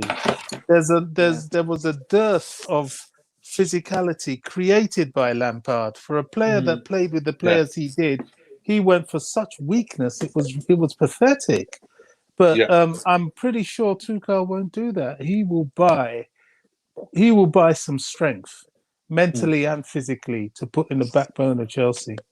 Yeah, one thing I do agree with you, Bob. It depends. If we have a good market, then possibly challenging for next year. If we buy Haaland, if we bought like someone like a Kessie or something, and someone like a Jimenez, for instance, if we had those three in the spine, then I'd expect us to be challenging for the title as early as next season. Yeah, we're going to have to do something like that. I don't see, and I think the Chelsea management know that. They've had their splash this season. They know it was a long-term thing. You know, who knows? They might still go back for Declan Rice. Who knows? You know, they might. I don't know. You know, but then they're not going to pay 100 million. They're not going to pay 100 million for Declan Rice. He's not worth. I mean, he's not worth that. That's ridiculous. 80 million plus, isn't it, for him? He's a 30 million pound midfielder, 40 million at best. And the thing of all is, extension for West Ham. So who knows? But the only thing with that one, Bobby, is I think because we let him go when he was a kid in the academy, I don't think Chelsea want to go back and fork out that kind of money. Yeah, the hierarchy. I don't think they want to go back and fork out that kind of money on a player they let go when he was when he was in our academy. But I get what you're saying. Don't get me wrong. I think Declan Rice is a very good player, but whether he's the kind of player that will come in now to do something. I mean, I know people say he's got Premiership experience compared to the other signs we may go and get, and I get that as well. But whether he's the kind of player, I don't know if he's the kind of player that would come in now or come in the summer and say, yeah, he's going to do really, really good for us. I mean, I think what we've also got to remember is none of these players that we signed have had a pre-season either. And I think once they get that, yeah, go on. What was that? No, so you make a very, very valid point. And I don't think the Euros are going to help a pre-season either. No, but true. Definitely Chelsea will spend money. This is the time to spend money because after this summer, then the gates are open again, and everybody will have money to spend, and it becomes a different ball game. I can't wait when the gates are open. The other thing as well, why we have to splash big in this window is because of the COVID, UEFA have relaxed fair play rules for a couple of seasons just to get the market ignited again. So we can. That scares me about Man City. Anyway, go on. No. I still don't think they can be as gung ho because they got off on a technicality. And we got to remember that they just got off on a technical. They were guilty, but they got off on a technicality because UEFA didn't put their papers in on time. That's why. And I still think I read somewhere where they're still going to be a little bit cautious about their spend as well. So maybe the agreement was we'll let you off, we'll get you back in the competition, but they may have behind closed doors put a spend cap on Manchester City. Because I don't think they'll just allow them to spend 500 million or whatever and get away with it. So I think that's why this season and probably next season are the best chance for us to take advantage of the market without suffering any fair play implications. That's why top four I think is important. Another thing people are forgetting about Man City is that they are circling Lionel Messi. Yeah, they really are waiting to pounce on that, and that's going to cost them a bob or two for sure.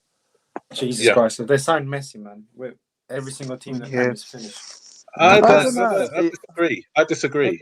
Really? I think Messi's on the decline a bit. Yeah, but still. When you think he's had it easy in La Liga before, he's going to have to adjust to the Premier League. He's a good player. I'm not saying he won't adjust. He's too good a player, but you just never know. You never know because it's true. But it's just I think as Man City's quality is already so good that imagine if you add Messi to that, it's just like but. At the same time, adding a Messi, would it? It's not always the case of adding this great player then taking them to the next step. I think. If you remember Arsenal a couple of seasons ago, not Arsenal, Manchester United, sorry. When remember Sanchez was having that fantastic, he was carrying Arsenal basically, and then they brought him in, everyone thought, okay, he's going to take them to that next level now, and he failed miserably. And it messed up Manchester United because Paul Pogba started to play in the role where he excelled with Juventus.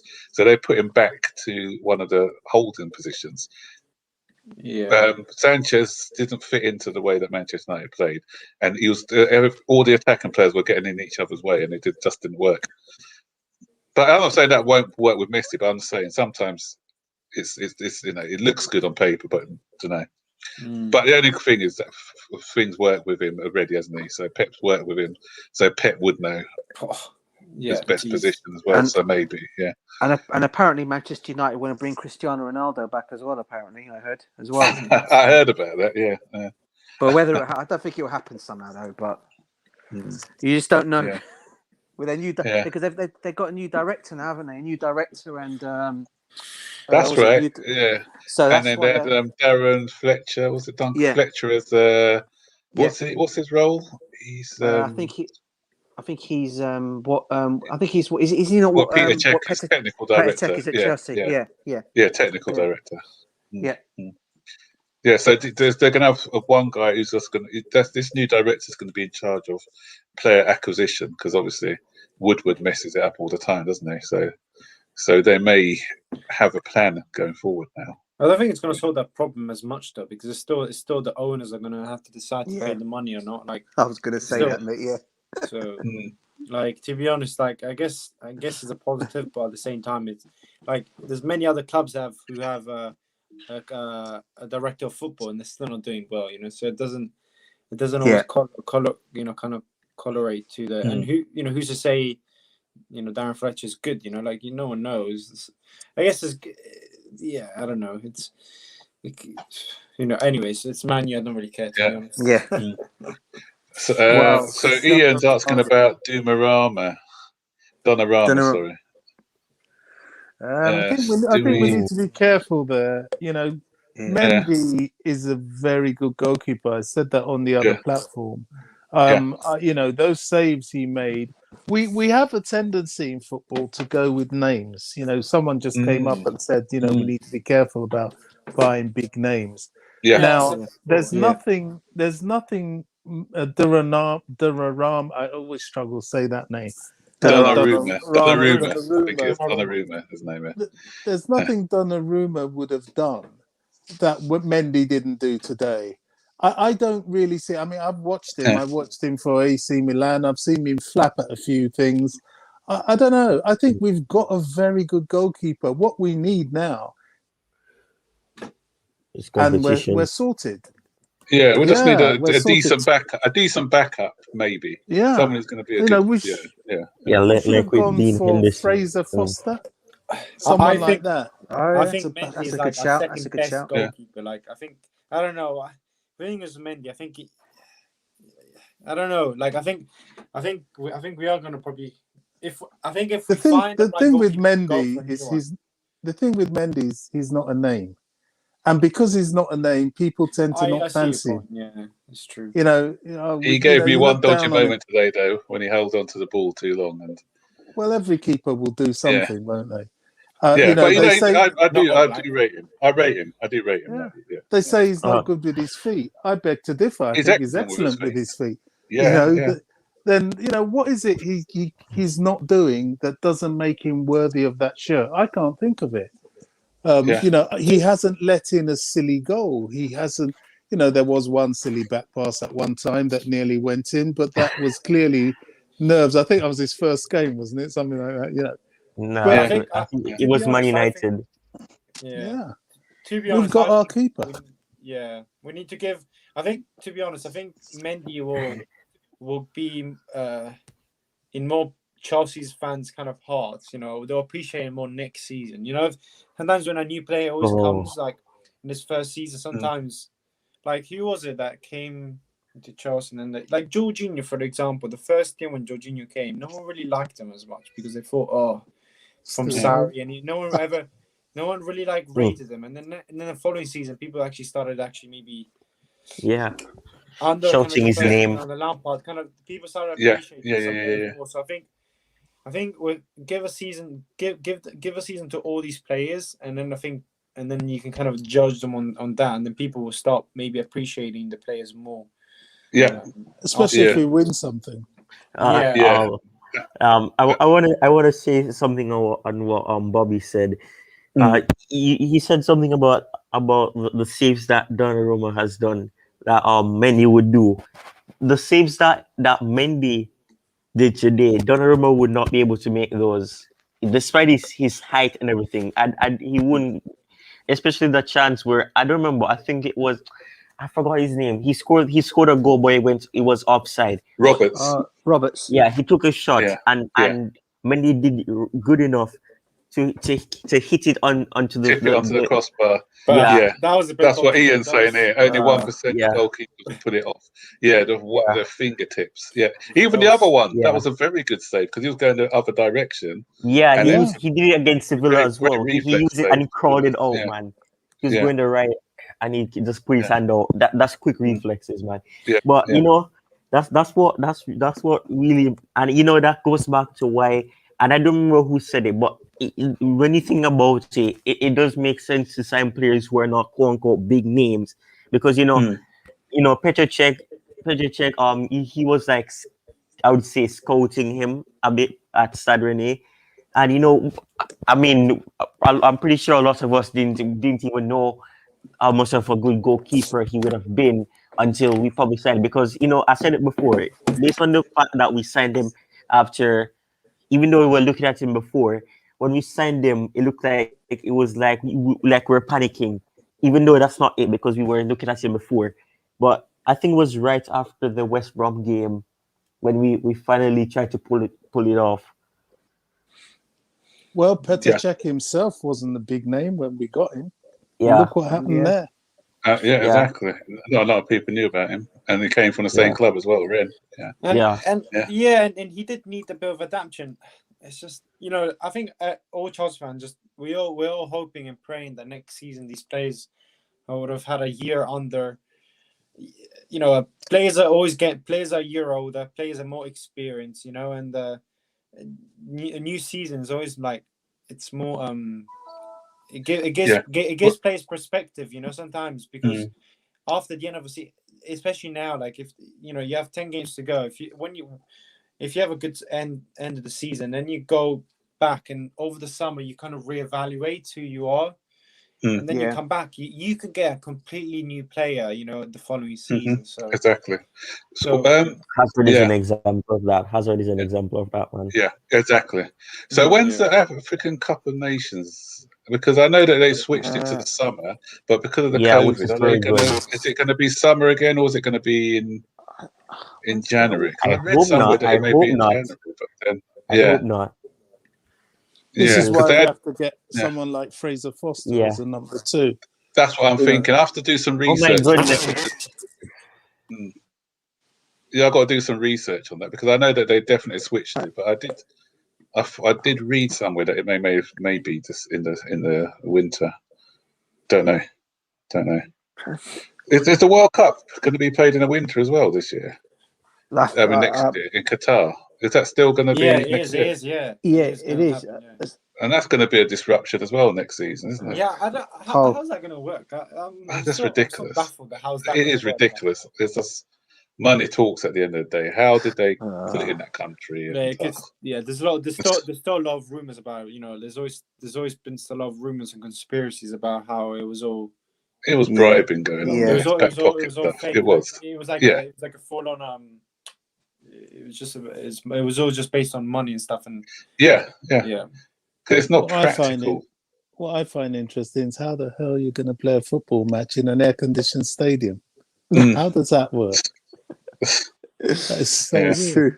But as a host of a country, though, as a host of a place for a World Cup, it's going to be really fun. It's obviously, I don't think I'll be going there, but what I'm saying is, like, it's actually quite a fun place for people to travel to, because it's all based around like one huge city where it has like a lot of stadiums really close to each other. So it's like the communities and the fans and the kind of the World Cup feeling for that. It's actually going to be quite good there. I guess that's the only. I saw like a documentary of like, I don't know, like it was like for like an hour, like maybe like last year, of like Gary Neville, going to Qatar, and seeing just the whole kind of idea of how things working, and it's kind of actually quite exciting.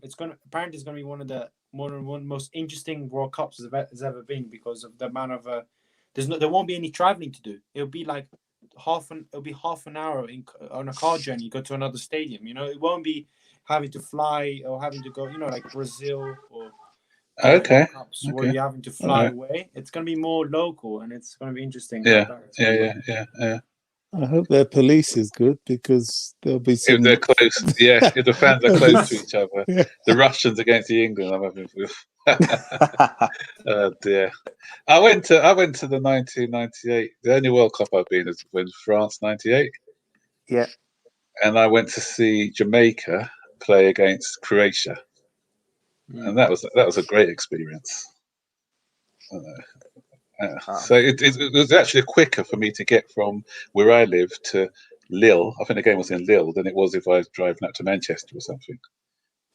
Wow, that was interesting. Yeah, it's only. Did you see, guys, that maybe like England and the UK will host the Euros this summer? They were talking about that. Then I think they said probably they won't be hosting the whole of it, but they may be having more games. Than they're meant to. Yeah. So that'd be interesting. Yeah. Right, guys, I've been on here for about an hour now, nearly 2 hours now, 1 hour 40. I'd love to leave us on one thing, what Mikhail said. Messi to City, Kane to United, Haaland to Chelsea. That would be a great summer. Yeah, we'll see. Yeah. And it'll be a shootout. C's got the best striker out of those. Yeah. If you guys had an option to bring in Haaland or Kane, which one would you pick? I'll pick Kane. Yeah. No, I rate Haaland, but the reason I'll pick Kane is because A, he knows the Premier League already, so he's quite clever, and B, he gives us the experience. Haaland's still quite a young player. He gives us experience to a young side already. Yeah. DJ? But I know we won't get him. No, but if we had a chance, if we had 100% chance, we just literally have to tick one of the boxes, Haaland or Kane, which one? It's a tough one, bro. But you know what? I have to say, because of experience itself, and Kane being, as we know, I probably would just say Kane because of that reason. Even though I'd love Haaland to come. Yeah. He's 20. He's only 27. He's actually quite incredible. So he's in his prime he's been around for a very long time. So I'm actually excited for the Euros this summer because Harry Kane has been incredible this year. Like even last year, he was mad. So I hope he does something for us for England, man. I'm just praying he performs against. He's been so good. What about the rest of you, Bobby? I'll go for Haaland. I've had too many experiences down the Seven Sisters Road to trust anything coming out. Taking it aside that he's a Tottenham supporter, forget that. Look at him as a player, not as him as a Tottenham player. Just him as a player. Yeah, well. I think you're making that cloud your judgment of it. What about you, Ty? I'm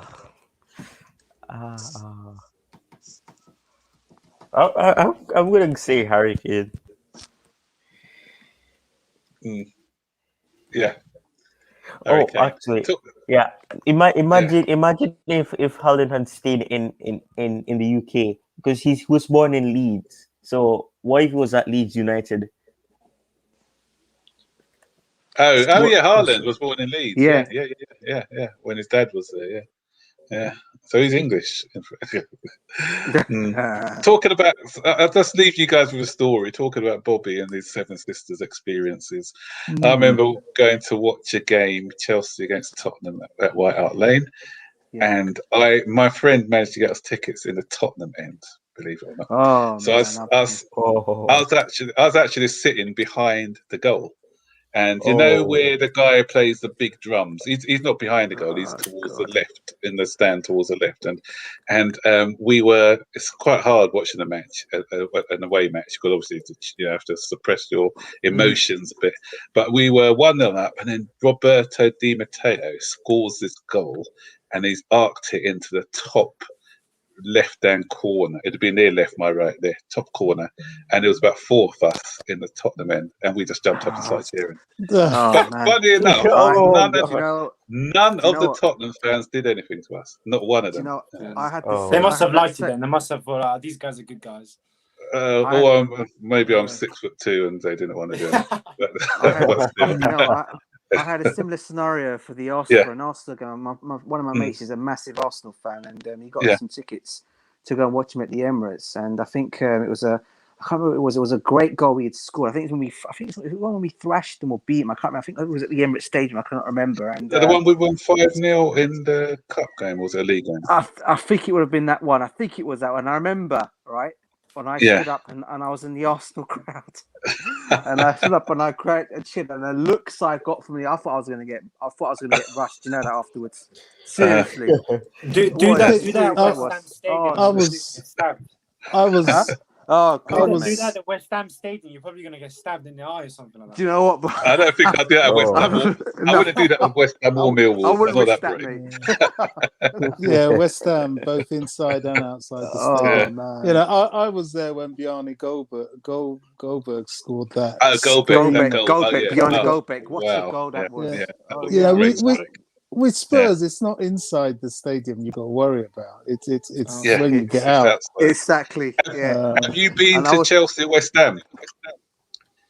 I've never been to one of those. I used to go to a lot of Chelsea West Ham games, and once because I used to get on that Victoria, so I was on the Victoria train, and then cause they all drink at Barron's Court, don't they? The stop, and then all of a sudden, all these West Ham fans got into our carriage. I think there was only about 7 Chelsea fans in the carriage, and they just came back from the pub, and they all got in. And I'm standing in between all these West Ham supporters. I've got my Chelsea shirt on, and then luckily it was a cold day, so my zip goes up. As soon as I see them coming up, my zip goes up to the top, so I don't reveal my Chelsea shirt.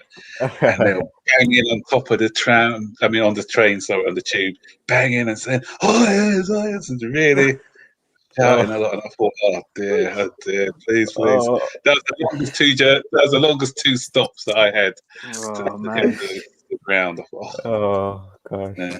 Yeah. I think West Ham is the only team that I know, or set of fans that I know, that back in the day, they actually took the shed with sheer numbers. You know, they're the only people I've known that were ever able to do that. Some may have known others, but it was West Ham. Gosh.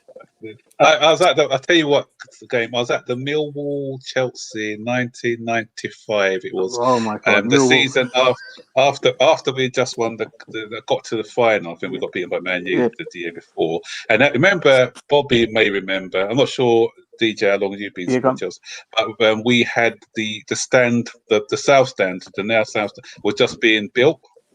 So we only had 3 corners of the ground, and this was the worst because it went to penalties, and it was the atmosphere was pretty tense in the ground as it was, and the game went to penalties, and they beat us on penalties.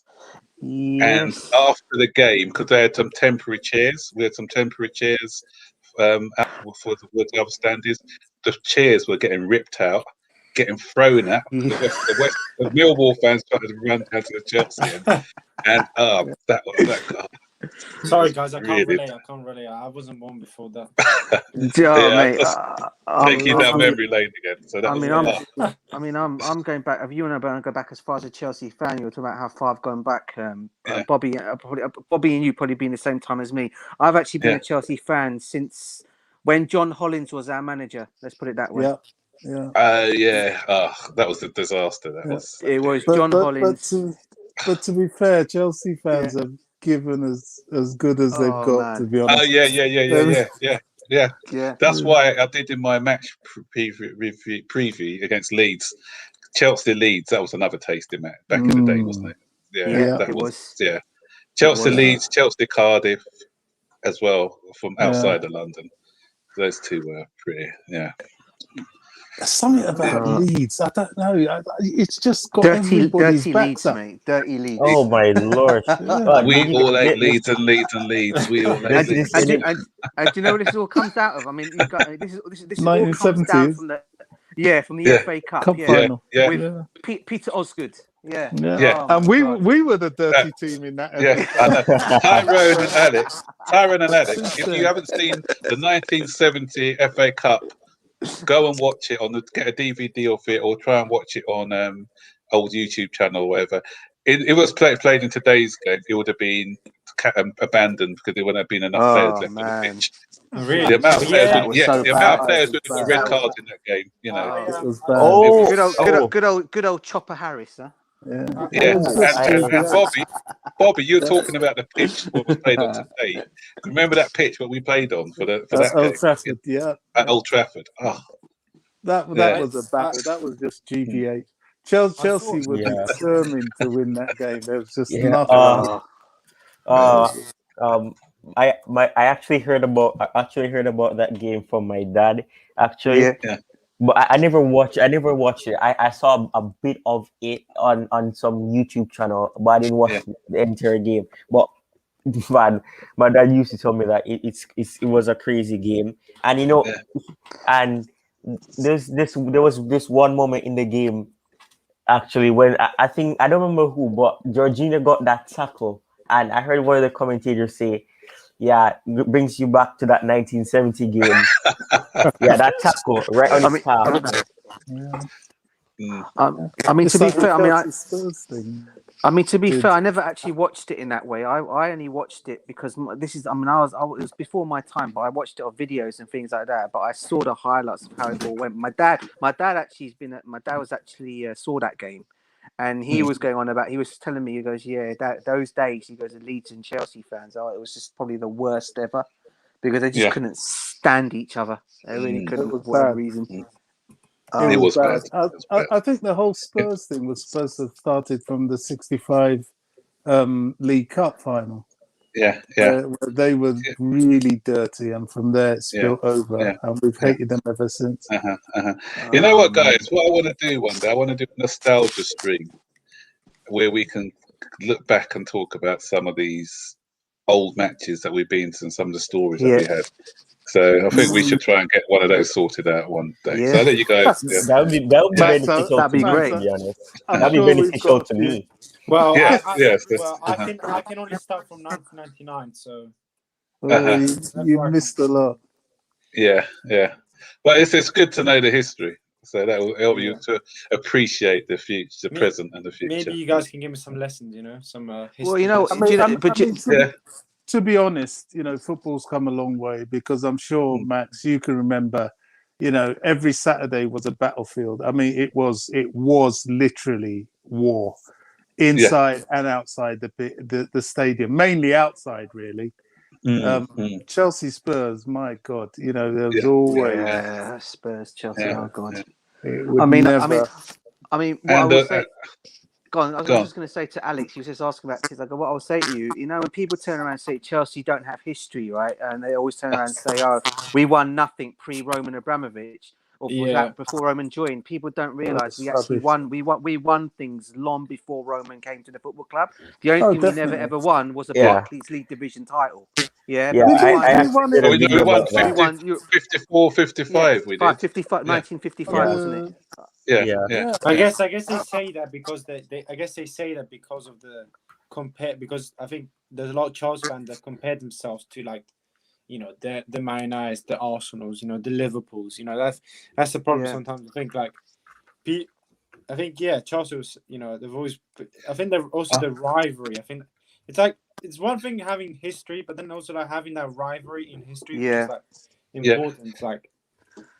Guys, I've done a segment, but probably before you guys start to follow me, I've done a segment on the history of Chelsea entitled "Were Chelsea a big club before Abramovich?" back and watch that video. Yeah, I did a lot of research on it, and even it wasn't only the fact of trophies. When it came to trophies, I think we were about 7th before Abramovich came in. We were about 7th on the list of trophy winners. So we're in the top 10 of trophy winners. When it came to fan base, I think we were in the top 4 or 5 at the time, and we held a record for the most supporters for 6 seasons, 7 seasons. We had the at most average supporters for a season. Well, so we were a big team. If you really want to go back pre the Second World War time, Chelsea, I mean Stamford Bridge was having 90, 100,000 fans easy. And unofficially, we had the highest record ever against. It was a friendly against Dynamo Kiev, I think it was, and it was recorded at 100,000, but unofficially they said it was over 110,000 in the ground. Probably. There's always been a big fan base for Chelsea, always.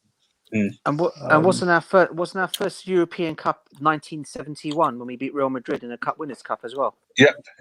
It was, wasn't it? Yeah.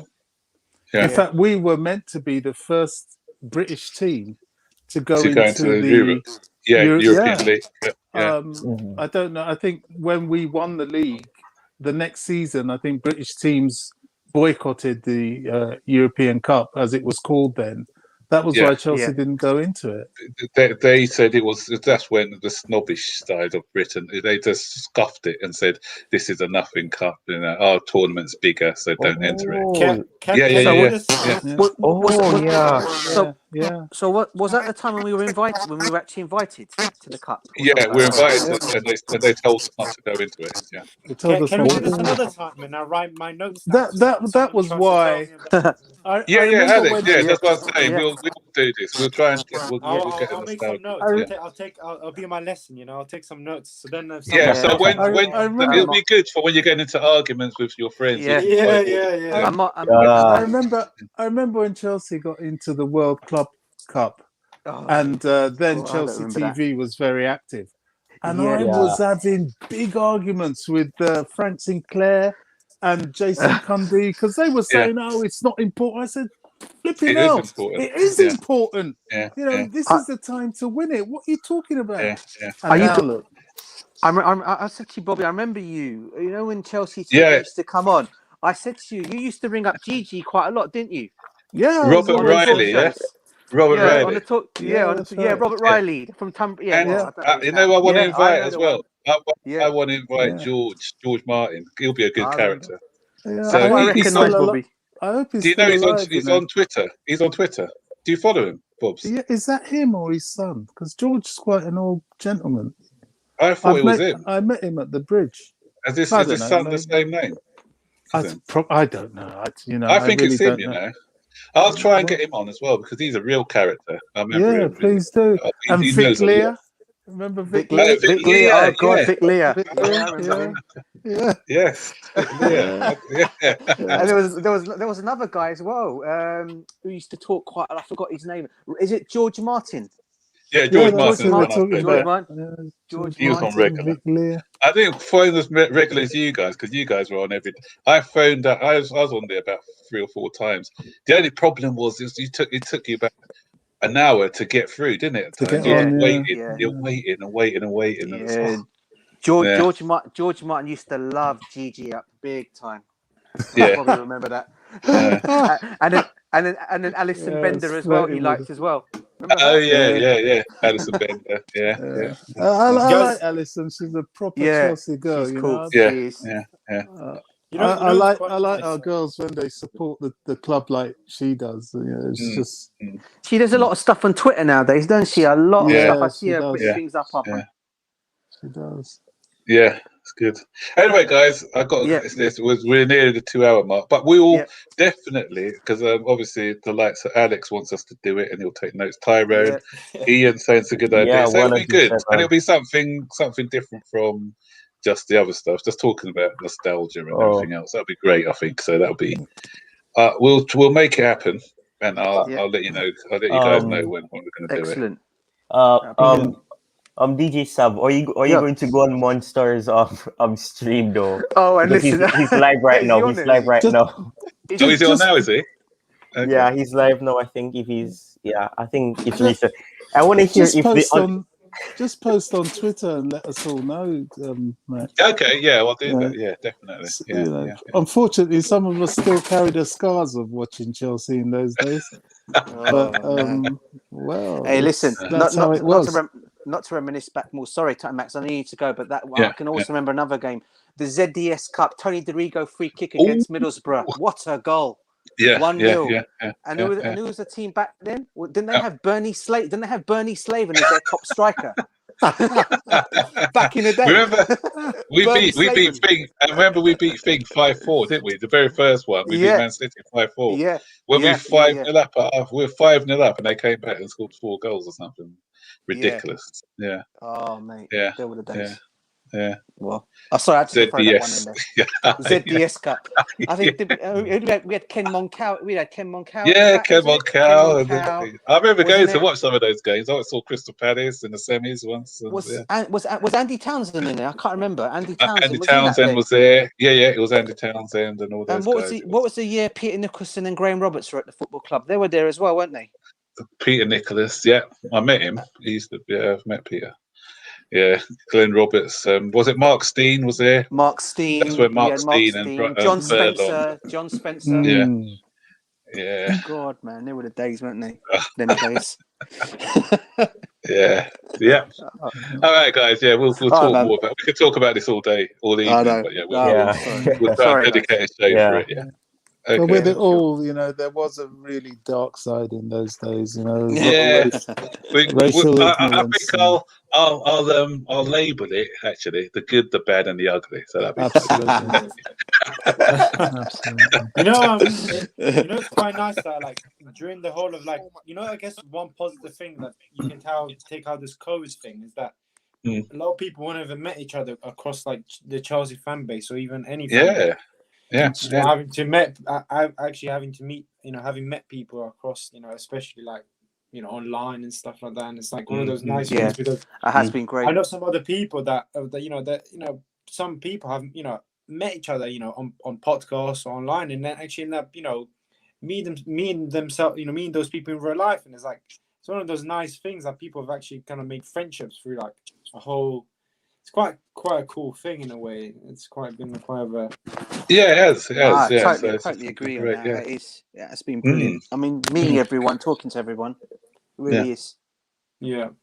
100%.